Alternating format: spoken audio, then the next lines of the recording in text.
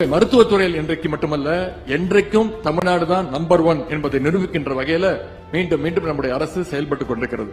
நம்முடைய திராவிட மாடல் அரசு அமைந்தது முதல் சிறப்பாக பணியாற்றிக் கொண்டிருக்கக்கூடிய அண்ணன் மாசு அவர்கள் உட்பட மருத்துவம் மற்றும் சுகாதாரத்துறை அதிகாரிகள் அனைவருக்கும் என்னுடைய பாராட்டுகளையும் வாழ்த்துக்களையும் நான் தெரிவித்துக் கொள்கின்றேன். இது அரசு நிகழ்ச்சி, நான் அதிகம் அரசியல் பேச விரும்பவில்லை.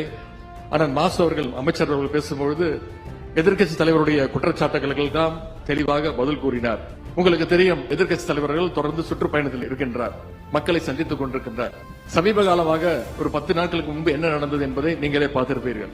அவர் ஒரு பொதுக்கூட்டத்தில் பேசிக் கொண்டிருக்கும் போது, நடு ரோட்டில் நின்று பேசிக் கொண்டிருக்கும் போது, அங்கு வந்திருந்த ஆம்புலன்ஸ் வண்டி, நோயாளிகளை கூட்டிக் கொண்டு வந்த அந்த ஆம்புலன்ஸ் வண்டியை நுழைய விடாமல் அதற்கு என்னெல்லாம் தடங்கல் செய்ய முடியுமோ அதை தொடர்ந்து செய்து கொண்டிருந்தார். இதற்கு பொதுமக்கள் மத்தியில கடும் எதிர்ப்பு தெரிவிக்கப்பட்டது.